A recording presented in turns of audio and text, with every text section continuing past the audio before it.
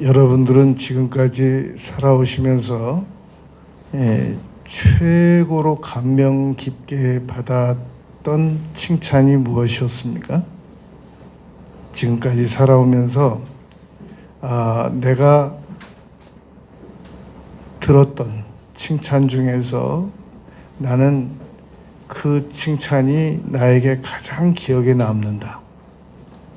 그 고백이야말로 정말로 나를 감명시키는 칭찬이었다. 그런 칭찬이 사람마다 한두 가지, 세 가지 정도는 있을 겁니다. 그렇다면 한 가지만 고르라면 여러분들은 스스로에게 어떤 칭찬 받았던 것을 고르시겠느냐라는 겁니다.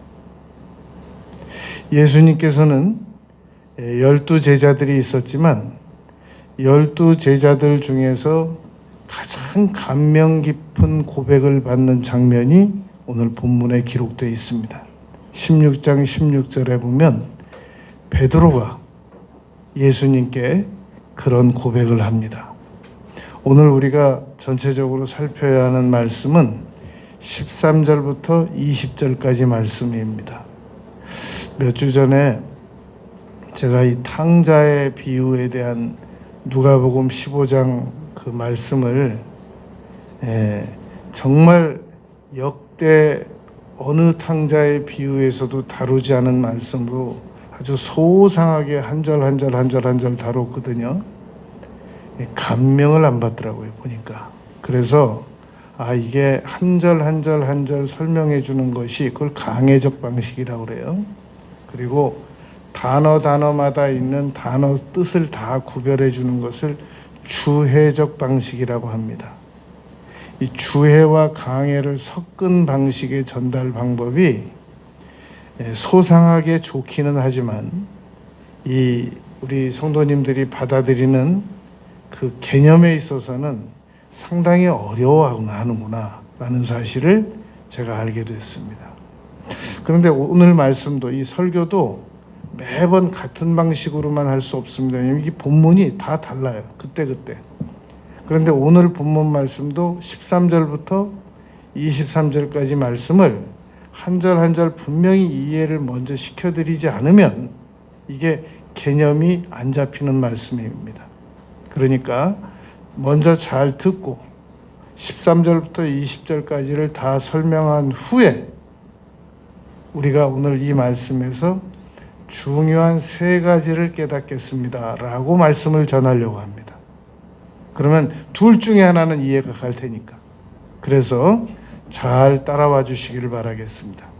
13절 말씀에 보면 예수님께서 빌립보 가이사랴 지방으로 가셨다는 겁니다.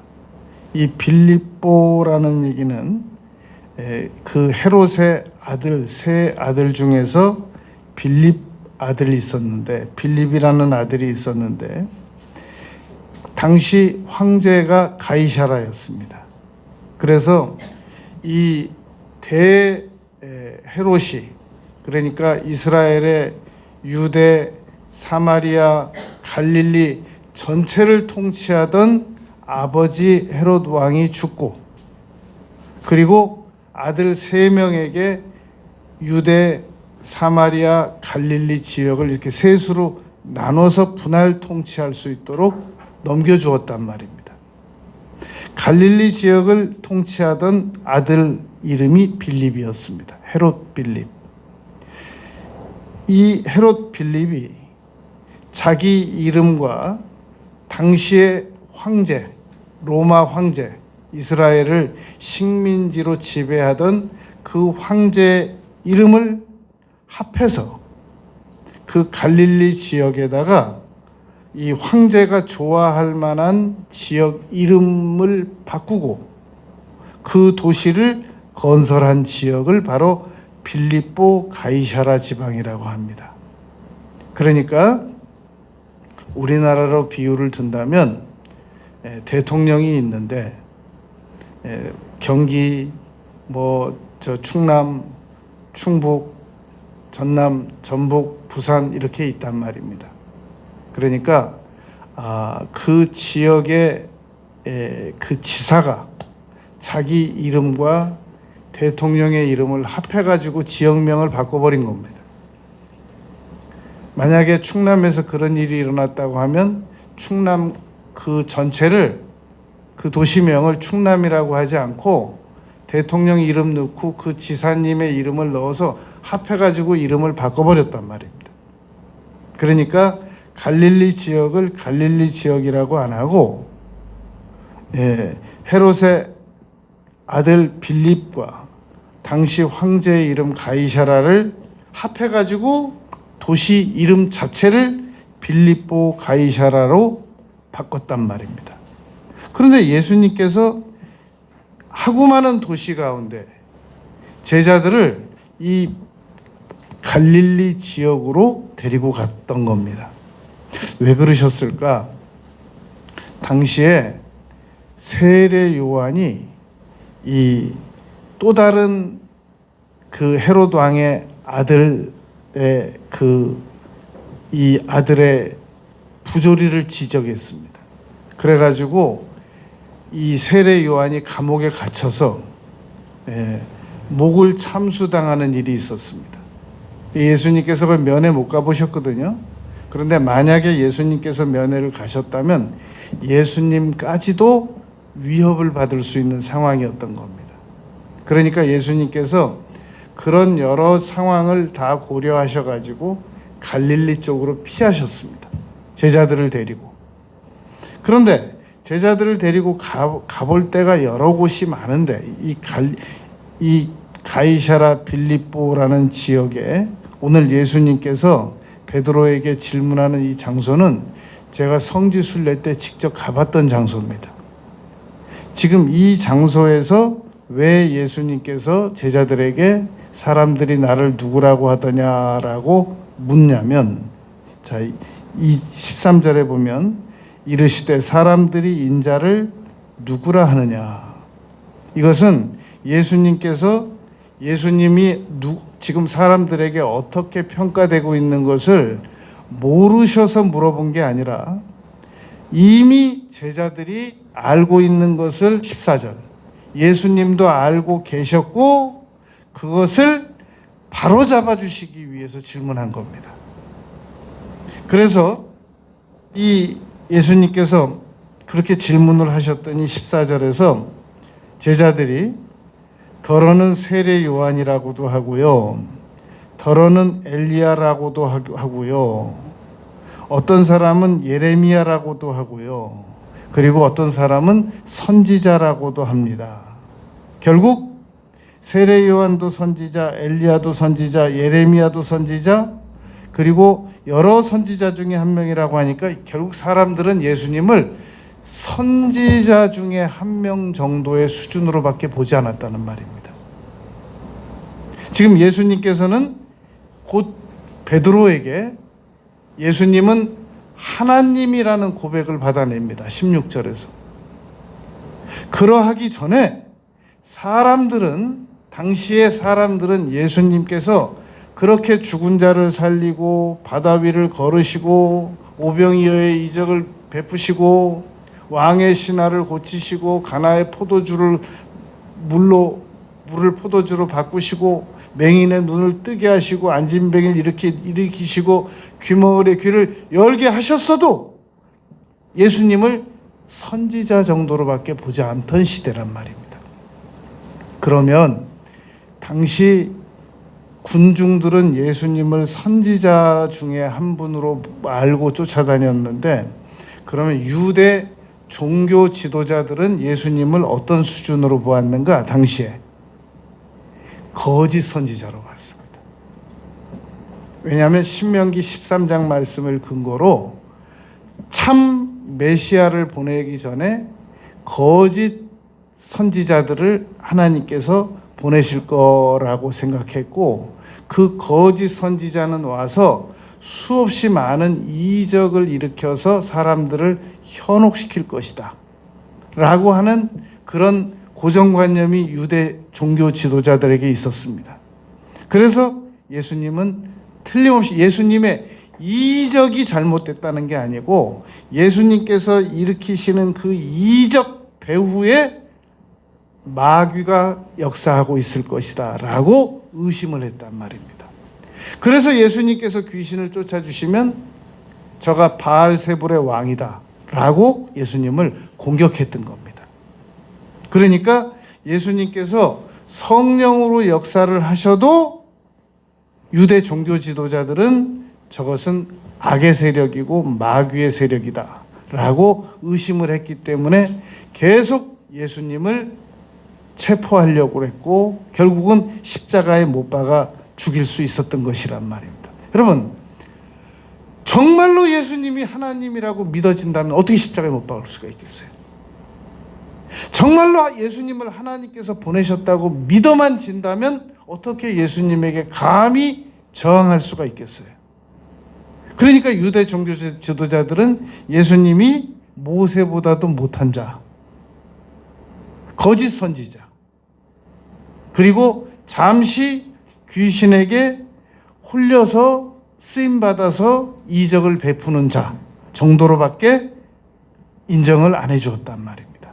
그러니 군중들은 필요에 의하여 예수님께서 수많은 이적을 베푸시고 엄청난 이 생각도 못한 일들을 베푸시니까 필요에 의해서 따라다니기는 하지만 유대 종교 지도자들은 예수님을 악의 세력으로 보니까 중간쯤 해서 선지자로 봤던 겁니다.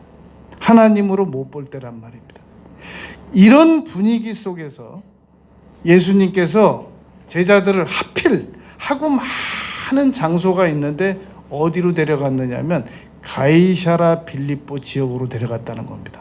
그곳은 어떤 곳이냐면 옛날 바알 선지자들을 섬기던 큰 동굴이 있었습니다.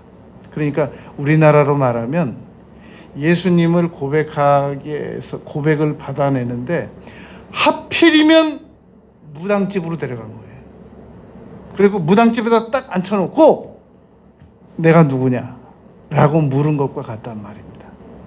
그럼 그 분위기 속에서 올바른 신앙 고백을 할 수 있겠냔 말입니다. 이런 분위기였습니다. 15절에서 이르시되 그러면 사람들은 선지자라고 하는데 너는 나를 누구라 그러냐고 그러지 않았습니다. 예수님께서 베드로에게 너희는, 그러니까 지금 제자들이 다 모여 있단 말입니다.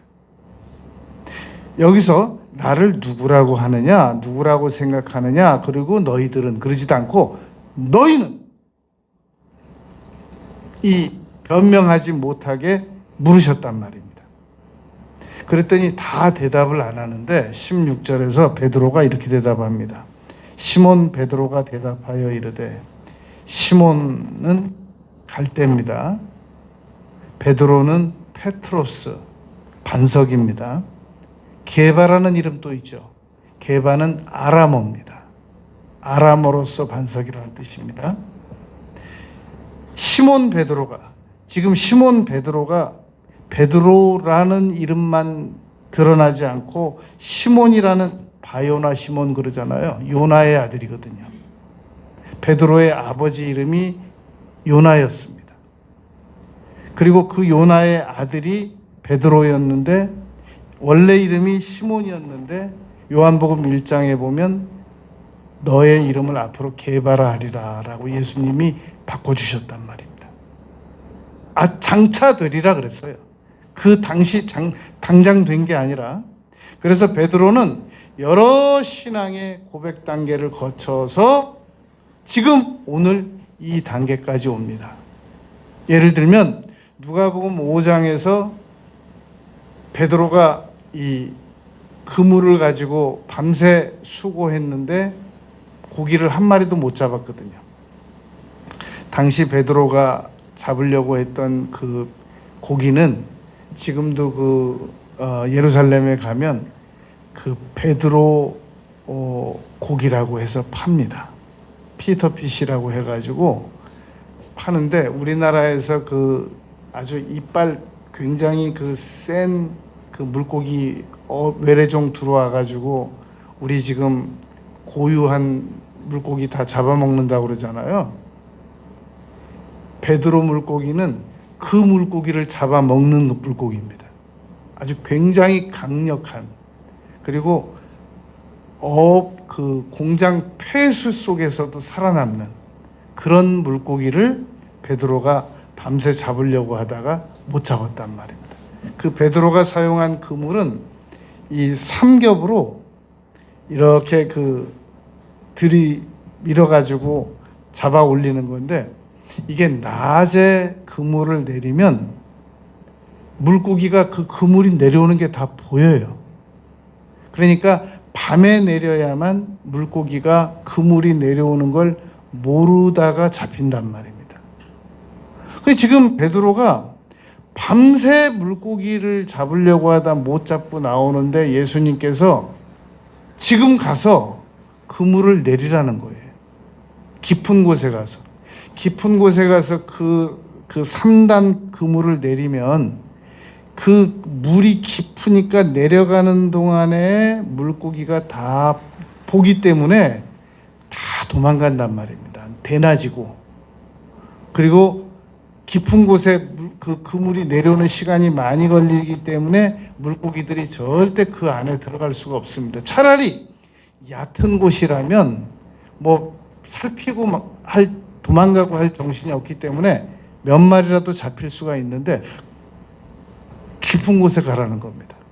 그리고 당시에 그 그물은 저인망이라고 그래가지고 그 배 2대에서 이렇게 나눠가지고 쭉 잡아 끌어오는 거, 그 그물도 있었는데 지금 그 그물도 아니에요. 베드로가 사용한 그물은, 깊은 곳에 가서 내리라고 한 그물은 그 3중으로 돼 있는 건데, 그 3중 그물은 꼭 들어갔다 나와서 반드시 씻어서 그 보관을 해야 됩니다. 그 사이사이에 그 이파리 같은 거, 이런 것들이, 플랑크톤 이런 것들이 많이 끼어 있기 때문에 다른 그물들은 그냥 툴툴툴툴 털어가지고 보관하면 되는데, 그 그물은 굉장히 복잡해요. 그래서 지금 밤새 고생해가지고 나와서 물고기가 한 마리도 없어가지고 그물을 다 씻어서, 당시 물고기 잡는 방법은 3가지였거든요. 하나는 낚시. 마태복음 17장에 보면은 이 예수님께서 그 세금 내라고 하는 지역에서 베드로가 얘기하니까 네가 가서 그물 내려서 물고기 한 마리 잡아 올리면 그 물고기 속에서 이 세겔이 나올 거니까 그거 팔아가지고 그걸로 너의 세금 나의 세금 드려라. 낚시 방법이 있었단 말입니다. 저인망, 배 2대가 이렇게 해서 그물을 쭉 활처럼 휘게 만들어가지고 잡아서 하는 게 있었단 말입니다.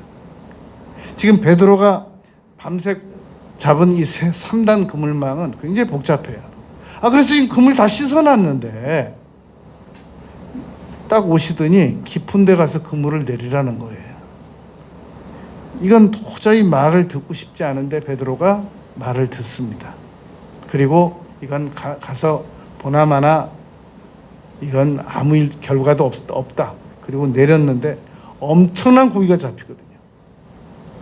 그러니까 너무너무 놀래가지고 베드로가 예수님 앞에 무릎 꿇고 주여 나를 떠나소서, 나는 죄인이로소이다 라고 말한단 말입니다. 그때 베드로가 나는 죄인이로소이다 나를 떠나소서라고 말할 때 그 고백은 이사야서 6장에서 이사야가 천사들에 의하여 자기가 죄인임을 깨닫는 그 장면과 같은 장면입니다. 그랬더니 예수님께서 누가복음 5장에서 이제 내가 너로 사람을 낚는 어부가 되게 하리라 라는 마태복음 4장 19절과 같은 말씀을 하셨단 말입니다. 내가 너로 사람을 낚게 할 것이다. 베드로가 이런 고백도 다 했고 받았던 분들이거든요. 그런 분이었거든요. 그런데도 바다 위를 걷다가 또 의심해가지고 물에 빠졌단 말입니다. 그리고 베드로가 오늘 이런 신령한 고백을 했다고 해서 이후로 아무 죄도 안 짓는 게 아니에요. 이후로 다시 예수님을 3번 부인한단 말입니다. 그때 예수님께서 베드로에게 말씀하시기를 네가 나를 배반하리라 라고만 말씀하시지 않고 정확하게 횟수까지 닭이 3번 울기 전에 라고까지 말씀을 하시는 걸로 볼 때 예수님의 전능성을 우리가 알 수 있단 말입니다. 지금 오늘 고백은 그러하기 전 고백입니다. 시몬 베드로가 대답하여 이르되 주는 그리스도시오. 여러분, 그리스도라는 말은 이 헬라어고 히브리어로는 메시아라는 걸 우리가 알죠. 메시아도 기름 부음을 받은 자고 그리스도도 기름 부음을 받은 자라는 뜻이란 말입니다. 근데 이건 무슨 말이냐면 구약에 예언된 대로 오신 기름 부으심을 받은 분이신 것을 말하고 있단 말입니다. 그러니까 창세기부터 말라기까지 앞으로 메시아가 오게 되면 이런 분이 오실 것이다 라고 예언된 그대로가 바로 당신입니다 라고 고백했단 말입니다. 지금 어떤 분위기라고 그랬어요? 군중들은 예수님을 선지자 정도로 아는 분위기, 유대 종교 지도자들은 예수님을 악의 지원을 받아서, 마귀의 지원을 받아서 귀신 쫓고 이적을 일으키시는 그런 단계 정도밖에 인정을 안 하던 분위기. 그리고 지금 가이사라 빌립보라는 이 지역이 완전히 옛날 바알 신 섬기던 동굴. 여러분 저 지리산에 가면 그 개울가에 이렇게 보면 동굴들이 중간중간에 많이 있습니다. 물은 참 맑은데 동굴로 딱 이렇게 들어서는 순간 막 촛불을 얼마나 많이 켜놓고 그 안에서 이 무속 신앙인들이 그 동굴마다 하나씩 다 차지하고 그 안에서 막 40일 기도, 뭐 막 100일 기도, 별걸 다 해가지고 그 분위기가 그 자연 경관을 얼마나 헤쳐났나 몰라요. 그래서 그 지리산에서 계곡에서 내려오는 물은 너무 좋은데 이 무속 신앙인들이 그 동굴마다 해놓은 것 보면 너무 아주 미관을 해친단 말입니다. 지금 가이사라 빌립보가 그런 지역이에요. 완전히 우상 섬기는 신전 앞으로 제자들을 데리고 간 거예요. 그 분위기가 압도됩니다. 일개 무당집하고는 이건 비교가 안 돼요. 그런 상황에서 베드로가 고백하고 있는 겁니다. 그럼 너희는 나를 누구라고 그러냐? 그랬더니 베드로가 주는 그리스도십니다. 구약에서 예언되신 그대로 언젠가 우리에게 오시겠다고 한 메시아, 그분이십니다.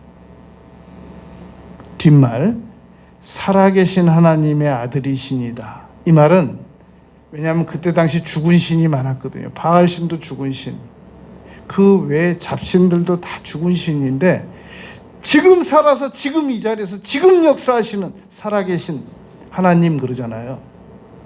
그 살아계신 하나님의 아들입니다. 하나님은 영이시라고 그랬어요. 요한복음 4장 24절에서 영이 어떻게 아들이 있어요?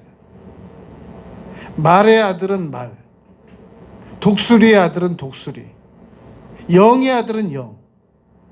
살아계신 하나님의 아들은 예수님께서 완전한 하나님이심과 동시에 완전한 사람이십니다라고 고백한 겁니다.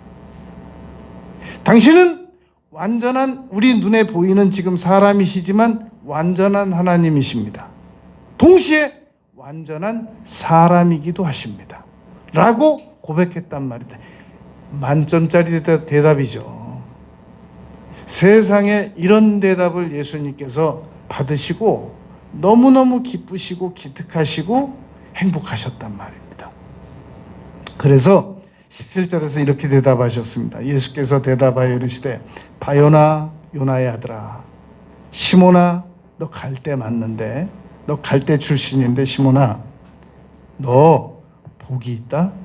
너 정말 정말 너는 이 세상 태어난 보람이 있다. 가룟 유다에게는 예수님이 그러셨잖아요. 너는 차라리 안 태어났으면 좋을 뻔했다. 그런데 지금 베드로에게 너 복이 있다. 넌 정말 세상 태어나서 네가 누릴 수 있는 최고의 행복을 지금 너 누리고 있는 거다. 그러나 이를 내게 알게 하니 이는 혈육이 아니요. 지금 네 몸속에 있는 피나 네 몸속에 있는 살 때문에 네가 지금 이것을 지식으로 알게 된 게 아니고 하늘에 계신 내 아버지가 지금 네 안에 계셔서 이렇게 네가 알게 된 거야.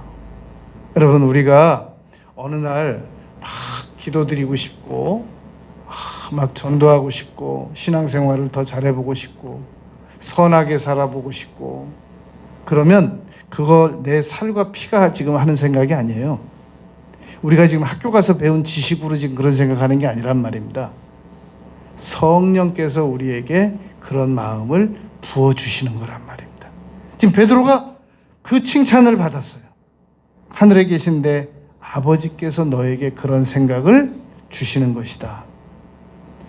이어서 예수님께서 18절에서 말씀하시기를 또 내가 내게 이르노니 너는 베드로라. 조금 전에 뭐라고 말씀하셨어요? 시몬아 그랬잖아요. 17절에서. 너 갈 때가 이런 생각을 지금 다 한 거야. 그런데 18절 너는 베드로라. 이 요한복음 1장에 보면 예수님께서 베드로라고 말씀하실 때 장차 개발하 하리라 그랬습니다. 그러니까 지금 베드로의 미래형으로 베드로에게 너는 반석인데 너는 베드로인데 내가 이 반석 위에다가 베드로 위에다가 여러분 자 베드로 위에다가 교회를 세우면 어떻게 되겠어요? 그 베드로는 유대인들하고 이방인들하고 밥 먹다가 유대인들이 오니까 숨다가 후배 바울 사도에게 아주 혼나고 네? 어떻게 그럴 수가 있냐고 그리고 예수님 3번 부인하고 그런 베드로인데 그 베드로 위에다가 교회를 세우면 어떻게 되겠어요? 그러니까 너는 베드로라. 내가 이 반석 위에 이 반석은 그렇게 연약한 시몬이었다가 베드로가 됐다가 시몬 되는 이 베드로가 반석은 아니란 말이에요. 자, 천주교를 비난하고 싶은 마음은 제가 조금도 없습니다. 저는 천주교에 대해서 가능하면 우호적으로 생각하려고 많은 노력을 하고 있는 그런 목사입니다. 그런데 천주교는 이 베드로를 초대 교황으로 봐요. 베드로를 초대 교황으로 보고 그 다음에 2대 교황, 사람 초대 교황을 2대 교황으로 본단 말입니다. 그러면서 그 교황은 무오하다라고 말해서 굉장한 권위를 둔단 말입니다. 그러나 그 교황이 여기 보면 베드로가 교황이라고 하는 것까지는 우리가 양보를 하잔 말입니다. 뭐 그분들이 세운 전통이니까. 그런데 너는 베드로라고 그랬는데 여기 이 구절을 18절을 아무리 봐도 베드로의 후임자가 없단 말이에요.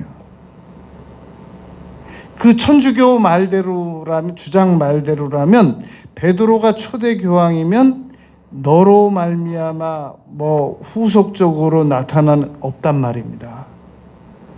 다윗에게는 너로 말미암아 왕들이 끊이지 아니할 것이며 이런 게 나와요. 솔로몬, 로만 그 얘기 되잖아요.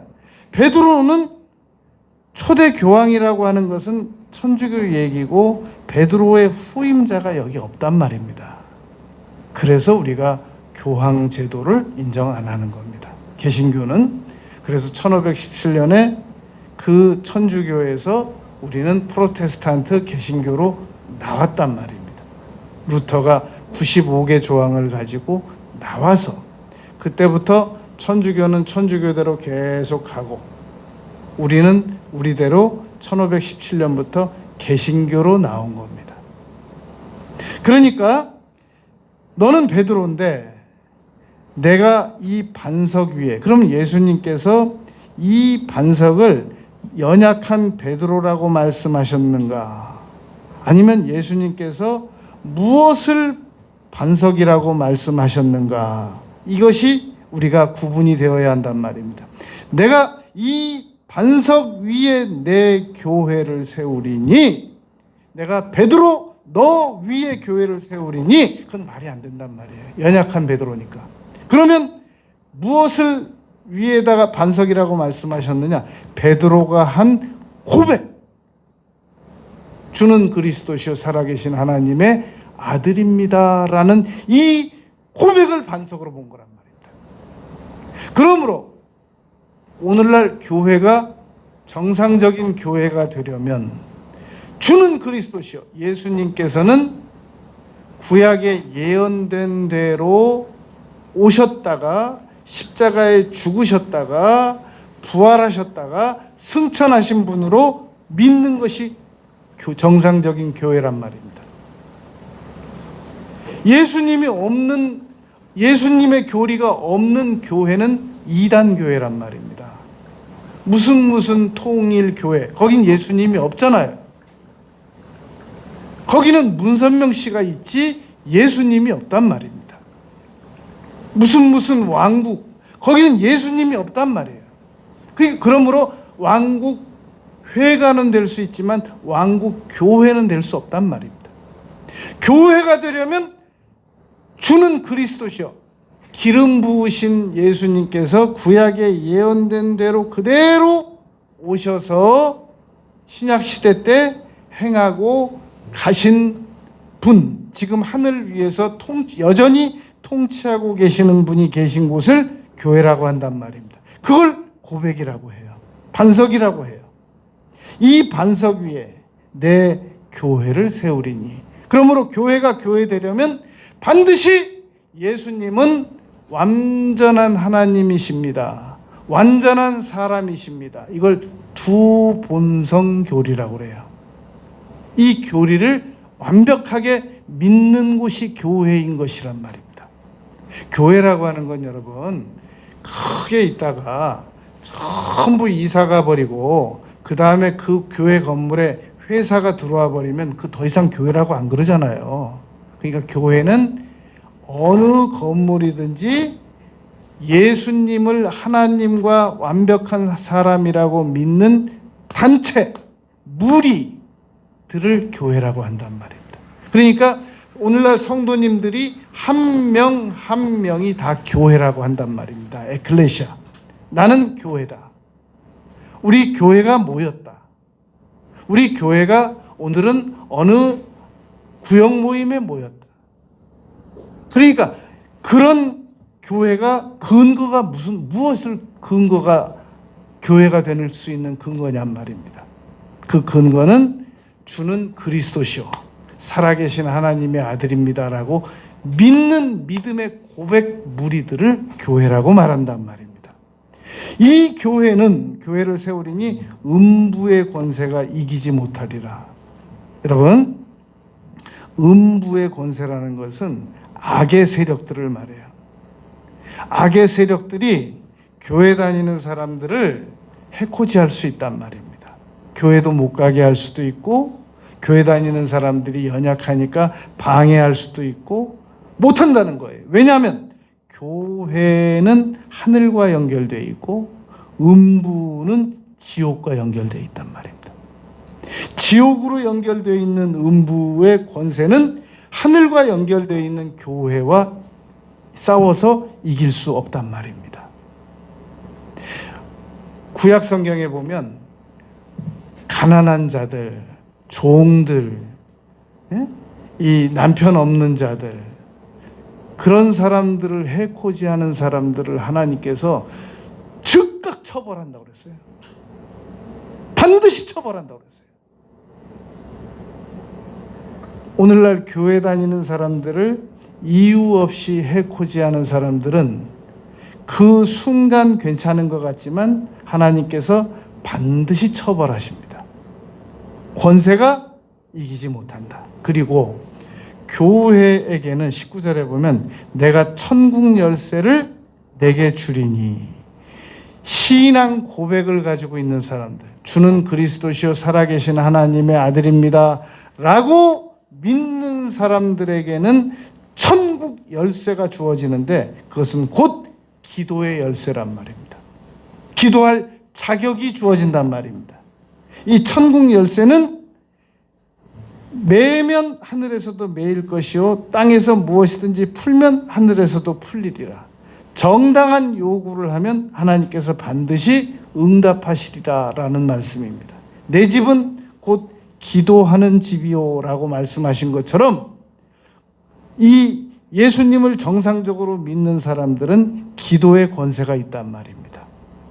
20절에 이에 제자들에게 경고하사 자기가 그리스도인 것을 아무에게도 이르지 말라. 왜냐하면 당시 유대인들은 어떤 메시아를 기다리고 있었느냐면 굉장히 화려하고 그리고 식민치하된 로마의 그 사슬로부터 완전히 건져낼 수 있는, 절대 안 죽는 십자가에서, 오히려 로마에서 가장 혐오하는 십자가에서 죽지 않고 살아서 아주 강력한 그 이스라엘을 건져낼 수 있는 그런 메시아를 기다리고 있었단 말입니다.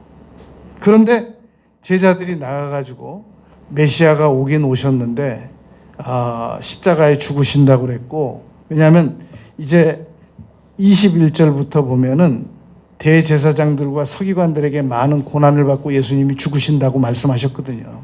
그렇게 연약한 메시아가 괜히 나타나가지고 군중들을 현혹하고 다니고 그러면 안 되니까, 그러면 예수님하고 충돌이 일어난단 말입니다. 그러면 예수님께서 기한 전에 죽으시게 된단 말입니다. 그러니까 일체 아무에게도 소문내지 말라라고 20절에서 말씀했던 겁니다. 여러분, 자, 다시 처음 구절로 가볼게요.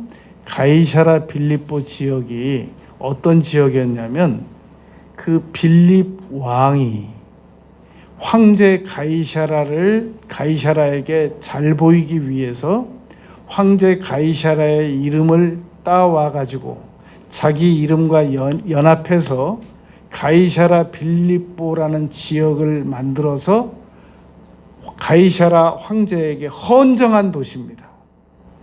여러분, 이런 도시에서 주는 그리스도시요 살아계신 하나님의 아들입니다라고 고백한다는 것은, 반대로 말하면 황제는 신이 아니다라고 말하는 것과 똑같아요. 그런데 당시에 어떤 분위기였냐면 로마 황제는 신이었다, 신이다 라고 고백하는 분위기였단 말입니다. 그래서 로마 치하에서 지배를 받는 모든 타민족이나 로마 시민이나 유대인 할 것 없이 모든 사람들은 1년에 한 번씩 로마 황제는 신입니다 라고 고백을 해야 돼요, 공개적으로. 이런 분위기 속에서 베드로가 주는 그리스도시요 살아계신 하나님의 아들입니다 라고 고백을 했다는 겁니다. 그것도 옛날 바알 섬기던 신상 안에서, 신당 앞에서. 그리고 지금도 거기서 그 우상신이 섬겨지는 앞에서.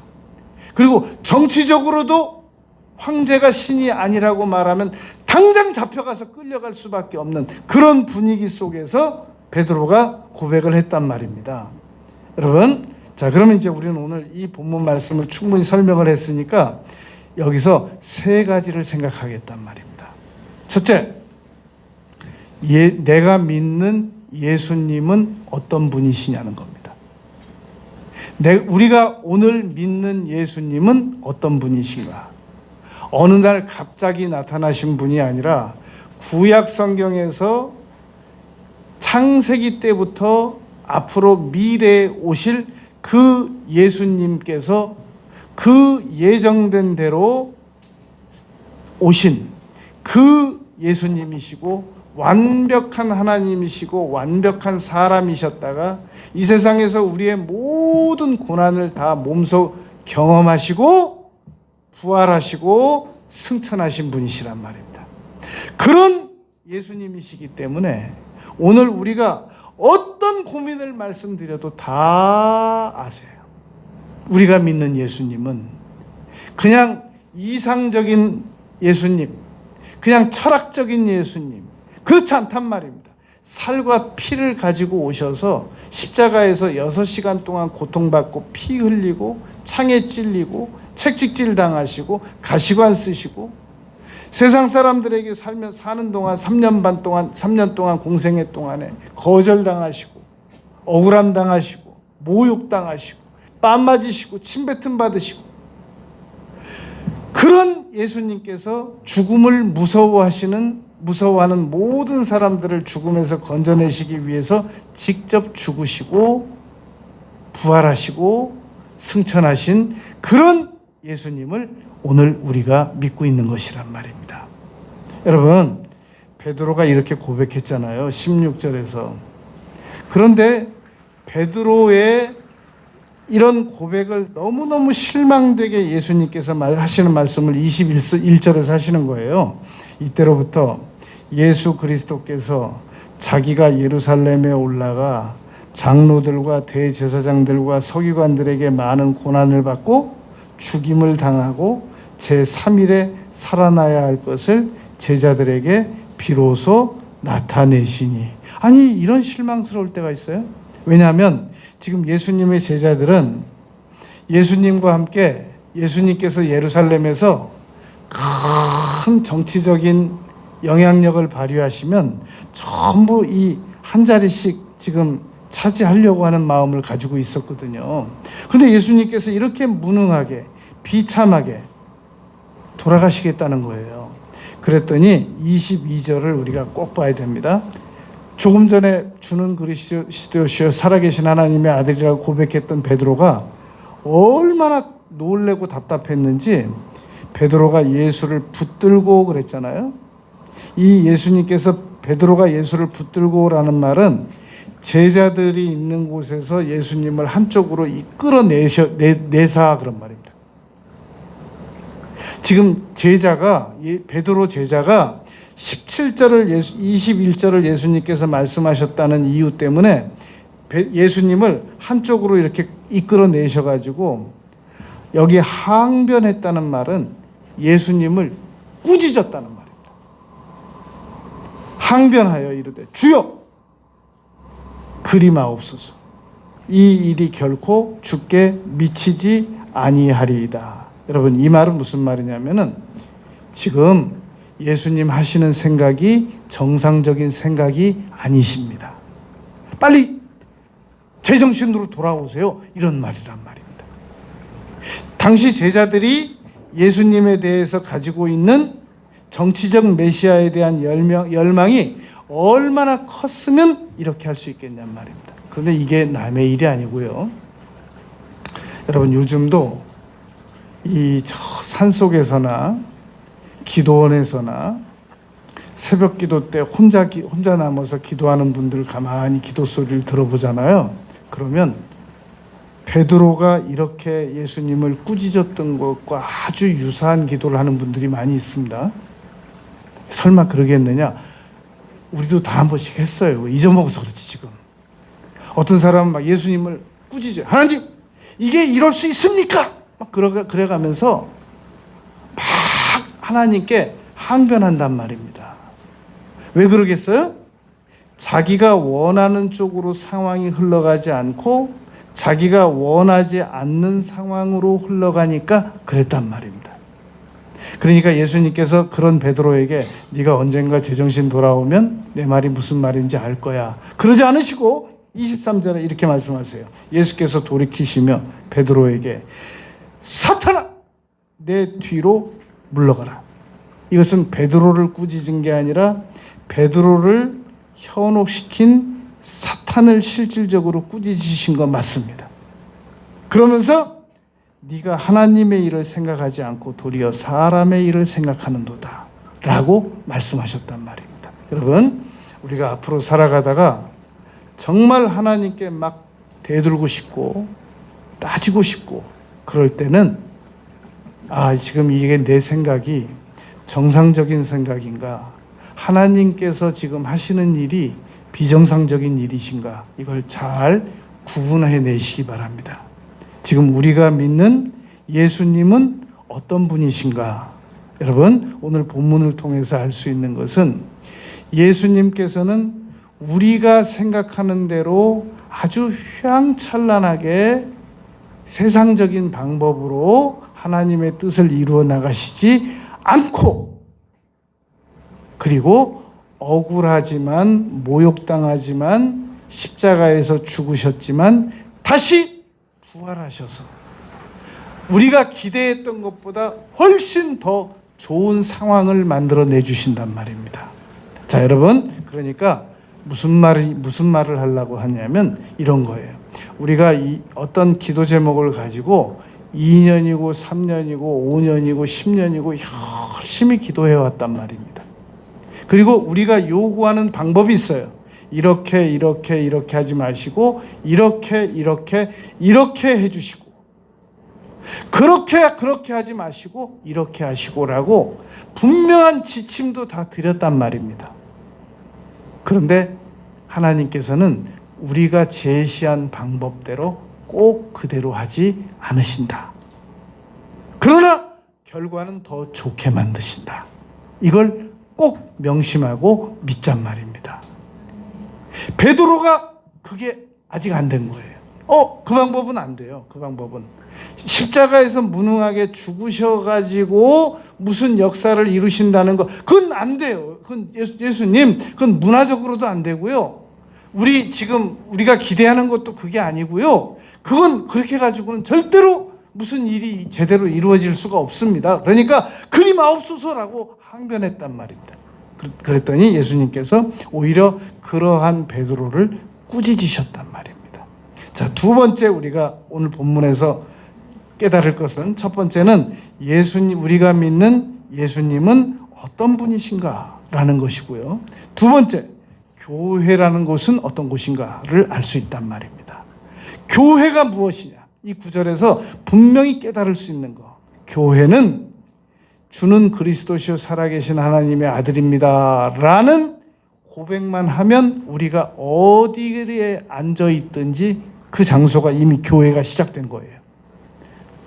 산에 가서 앉아서 주는 그리스도시요 살아계신 하나님의 아들입니다, 예수님은 살아계신 하나님의 아들입니다 라고 하는 고백만 딱 하면 그 자리가 교회가 시작되는 것이란 말입니다. 그 교회에서 기도를 드리면 음부의 권세가, 마귀의 권세가 우리를 이길 수 없습니다. 왜냐하면 우리는 하늘과 연관되어져 있는 신분이 되기 때문입니다. 마귀는 음부의 지옥의 권세와 연결된 분으로서, 존재들로서 절대로 우리를 이겨낼 수 없단 말입니다. 그러므로 담대하게 싸워서 이기는 겁니다. 우리는 그 자리에 앉아서 기도를 드리면 우리가 열쇠를 가지고 하늘에 통보해서 언제든지 문제를 해결할 수 있는 그런 신분의 사람으로 변화되는 겁니다. 그걸 믿고 기도를 드리잔 말입니다. 끝으로 세 번째, 오늘 본문에서 우리가 분명히 깨달을 수 있는 것은 내 생각대로 무슨 일을 처리하지 말고 당장 이해가 안 가도 예수님의 뜻대로 처리를 해버릇해야 되겠다. 내가 적극적으로 내 뜻대로 처리 안 하고 예수님 뜻대로 처리하는 일까지를 내가 적극적으로 못하더라도 예수님께서 나의 문제를 끌고 가시면 그 점을 인정해 드리잔 말입니다. 내가 원했던 방법보다 훨씬 더 좋은 방법으로 해결해 주실 거야 라고 믿잔 말입니다. 이 세 가지가 여러분 오늘 본문에서 우리가 분명히 깨달아야 할 내용입니다. 여러분, 그런 말이 있습니다. 과거는 1초 전에 끝났다. 지금 말하고 있는 이 순간에도 우리는 계속 과거와 직면하고 있습니다. 왜냐하면 우리가 가지고 있는 모든, 우리에게 다가오는 모든 과거는 계속 1초 전에 끝나가고 있기 때문입니다. 과거를 우리가 무슨 수로 변화시키겠습니까? 우리에게 있는 것은 현실과 미래입니다. 우리가 현실에 충실할 때 다가올 미래가 놀랍게 우리에게 아주 기쁘게, 행복하게 우리에게 다가와질 수 있단 말입니다. 그러려면 우리가 현실을 어떻게 이겨내야 되느냐, 현실을 어떻게 살아가야 하느냐 하는 문제를 분명히 알고 살아가야 된단 말입니다. 세 가지입니다. 우리가 믿는 예수님은 이미 구약시대 때부터 예언돼 가지고 오셔서 신약에서 성취하실 일을 다 하시고 지금 하나님 우편에서 우리를 위해서 지원하시고 기도하고 계시다. 우리는 교회에 소속된 존재다. 우리는 하나님의 뜻대로 지금보다 훨씬 더 좋은 결과를 맞이할 수 있는 그러한 그리스도의 신부들이다. 이 사실을 믿고 남은 생애를 살아나가는 우리 모두가 되시길 바라겠습니다. 아버지 하나님, 우리가 예수 그리스도를 이전에 잘못 알고 잘못 믿었다면 예수 그리스도께서 어떤 분이신 것을 분명히 알고 분명히 고백하고 살아나가는 저희들이 되겠습니다. 교회의 권세를 믿겠습니다. 그리고 하나님의 뜻대로 이루어지는 것이 더 좋은 결과를 맞이하게 된다는 사실을 의심 없이 믿겠습니다. 예수님 이름으로 기도드렸습니다. 아멘.